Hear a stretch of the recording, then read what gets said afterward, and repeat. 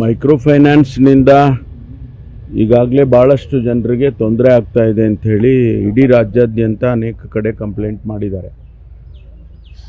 ಈಗಿರ್ತಕ್ಕಂಥ ನಿಯಮಗಳು ಅಷ್ಟು ಕಠಿಣವಾಗಿಲ್ಲ ಅನ್ನುವಂಥದ್ದು ನಮ್ಮ ಗಮನಕ್ಕೂ ಕೂಡ ಬಂದಿರುವಂಥದ್ದು.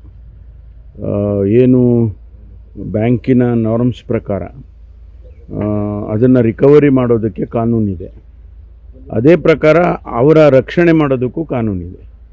ಅದು ಸಾಕಾಗ್ತಿಲ್ಲ, ಆ ಕಾನೂನು ಕಠಿಣವಾಗಿಲ್ಲ ಅಂಥೇಳಿ ನಮ್ಮ ಇಲಾಖೆಯಿಂದ ಈಗಾಗಲೇ ಅನೇಕ ವರದಿಗಳು ಕೂಡ ಬಂದಿದ್ದಾವೆ. ಅದಕ್ಕಾಗಿ ಈಗ ಮುಂದಿನ ದಿನದಲ್ಲಿ ಒಂದಿಷ್ಟು ಕಠಿಣವಾದಂಥ ಕಾನೂನುಗಳನ್ನು ಮಾಡ್ತಕ್ಕಂಥ ಅಗತ್ಯತೆ ಇದೆ. ಅದನ್ನು ಸರ್ಕಾರ ನಾವು ಮಾಡ್ತೇವೆ.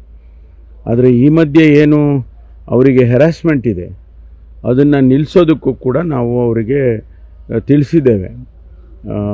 ಮನೆಗಳಿಗೆ ಹೋಗೋದು, ರಿಕವರಿಗೆ ಏನಾಗಿದೆ ಅಂದರೆ, ಈಗ ಸಾಲ ತೊಗೊಂಡಿರ್ತಾರೆ, ಸಾಲ ವಾಪಸ್ ಕಟ್ತಾ ಇದ್ದರೆ ಅವರು ಅಂಡರ್ಟೇಕಿಂಗ್ ತೊಗೊಂಡಿರ್ತಾರೆ. ನೀವು ತಮಗೆಲ್ಲ ಗೊತ್ತಿದೆ, ಬ್ಯಾಂಕ್ನಲ್ಲಿ ಸಾಲ ತೊಗೋಬೇಕಂದ್ರೆ 16 ಕಡೆ ಸಿಗ್ನೇಚರ್ ಮಾಡಿಸ್ಕೊಳ್ತಾರೆ. ಆ ಸಿಗ್ನೇಚರ್ ಯಾತಕ್ಕೆ ಮಾಡ್ತಿದ್ದೀವಿ ಅಂತಲೂ ಕೂಡ ಗ್ರಾಹಕರಿಗೆ ಗೊತ್ತಿರೋದಿಲ್ಲ.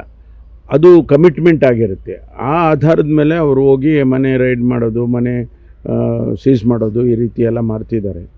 ಅದನ್ನು ನಾವು ಕಾನೂನಿನಲ್ಲೇ ನಾವು ಅದಕ್ಕೆ ಸೊಲ್ಯೂಷನ್ ಕಂಡುಹಿಡಿಬೇಕು. ಈಗಾಗಲೇ ಕಾನೂನು ಸಚಿವರು ಕೂಡ ಅದರ ಬಗ್ಗೆ ಗಮನ ಹರಿಸಿದ್ದಾರೆ. ಮುಖ್ಯಮಂತ್ರಿಗಳು ಕೂಡ ಹೇಳಿಕೆ ಕೊಟ್ಟಿದ್ದಾರೆ. ಕಾನೂನನ್ನು ನಾವು ಇನ್ನೂ ಈ ಬರುವಂಥ ದಿವಸದಲ್ಲಿ ಅಮೆಂಡ್ಮೆಂಟ್ ಮಾಡಿ ಕಠಿಣವಾಗಿ ಮಾಡ್ತೀವಿ. ಹೌದು, ಚೀಫ್ ಮಿನಿಸ್ಟ್ರು ಒಂದು ಸಭೆ ಕರೆದಿದ್ದಾರೆ.